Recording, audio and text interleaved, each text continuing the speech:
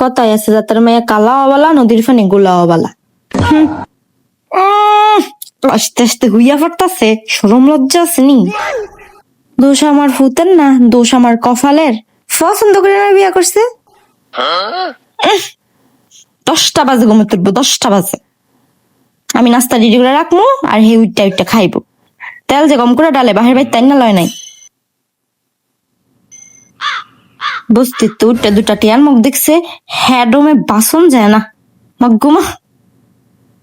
একটা খাট আর একটা আলমারি না নিজের ঘরের রাজা মনে করতেছে। আর এই ঘর আমার, এই বাড়ি আমার, এই সংসার আমার, আমি সাজাইছি। খাইয়ে না খাইয়ে কত কষ্ট করে আমি এটি করছি।